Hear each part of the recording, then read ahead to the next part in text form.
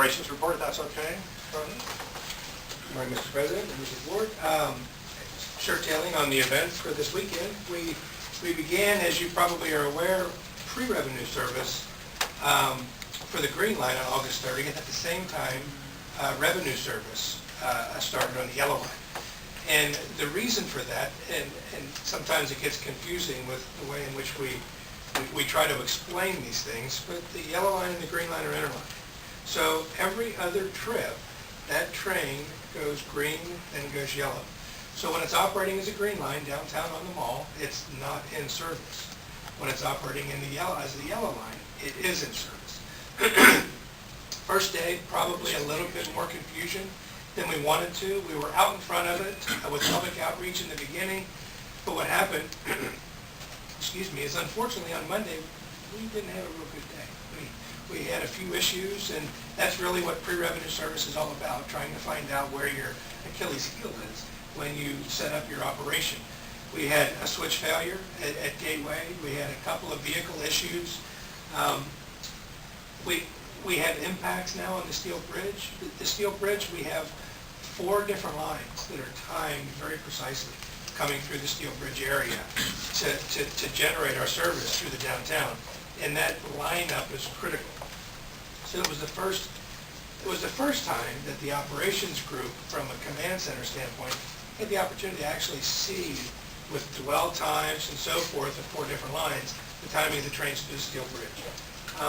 As I said on Monday, not too good, but by the end of the week, we were up around 80% on-time performance, and every day we continue to improve.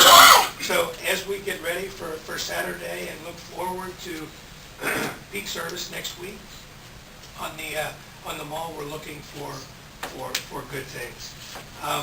The timing of those 4 lines is critical at Rose Quarter, at Gateway, and at Beaverton. Those are our major connecting points. Ends of line typically start out on time when you get to Beaverton Transit Center inbound on one side, and Gateway on the east side is when you start mixing yellow and green and blue and red line trains all together through the trunk of our system. And the more and more we do that, the more the operators and also the controllers get comfortable integrating all of those lines. As I said, the first week was slow and cautious movements by the train, and it was the first time that the train operators, as I've said in the past, got the opportunity to see the taillights of the bus. Typically, they don't run on the same alignment downtown, and everything's going fairly well. We did have one hiccup. We had a short turn on a bus, hit a train on the mall, just a minor touch. We have made an adjustment operationally. So if we have a 77 coming up Gleason, typically they turn right and then make a left. What we're doing is extending them a block. They're not missing a stop, but if a train's there, it's a little cleaner for the operator to negotiate those curves. As you know, down there in the downtown area, some of those right turns are very tight for operators. Again, this is what simulated service is all about. This is what we like to see. So we have the ability to plan against it plan for it when we have revenue service operations. The Type 4 cars, we've got 18 of them now that have been accepted and in service, and that was the magic number we were looking for. We worked very closely with our engineering folks to accept and commission the vehicles. We try to get as many miles on them as we can, and we continue to do so. Every day we learn more about the vehicles, and we get more reliable in the operation of the car, and more importantly, our comfortableness with responding to an issue. Our operators and our supervisors and maintenance folks have a lot of experience with Type 1s, 2s, and 3s, limited compared to those with the Type 4s, but we improve every day in terms of our response. The important piece for us when we look at how tightly our lines are integrated through the trunk is not focusing as much as we do on the resolution of the issue, but the restoration of the service. And we focus on that in meetings, after action plan meetings, weekly meetings, in terms of everybody wants to get up and they want to fix that problem. And sometimes they forget about the gap that's created by that one train. And it's difficult to go there and think about not solving the issue, just moving the issue. And that's what we're improving on each and every day. We do start, as was mentioned before, with our new service plan. Rail started August 30th. Bus starts September 13th.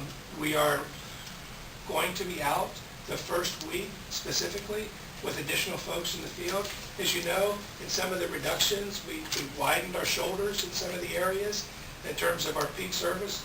So we're looking to make sure that we did do the right thing and we do have the capacity for the existing lines and the ridership that they currently haul. And if we have to make an adjustment, we want to make sure that we're out there and we're monitoring it closely with our own eyes to make sure that it's not just a new operator on a new line or new customers getting used to a new schedule, but it's actually an issue that we have to adjust from a schedule standpoint. As I said, we'll be monitoring our service both on the rail line and on the bus side, and that concludes my report unless you have any questions. I do, Mr. Chairman. George? Steve. You got a question being at the table? Steve, incidentally, yellow, green, red, and blue makes a rainbow. Absolutely, that's good stuff. Everybody likes to see a rainbow. Absolutely, it brings the good to all of us, yeah. Hey, why would the Green Line run a non-service downtown? Because we are trying to run that in pre-revenue service. It was This is just up through Saturday. just through Saturday. Oh, it will Just- become. yes, Oh, yeah. Saturday is in revenue Sometimes service. even when I ride it, something will come not in service, you know, and people kind of grumble, what do you mean it's not in service? Yeah, There it that's- goes by us, so. We typically do that with every startup, just to That's get fine. the bugs out of the schedule. No. But come Saturday, it's in. Good, yeah, that was my question. So on Saturday, is the entire line free? Everything's free on Saturday, or is it just the green? Green line. Just Green Line.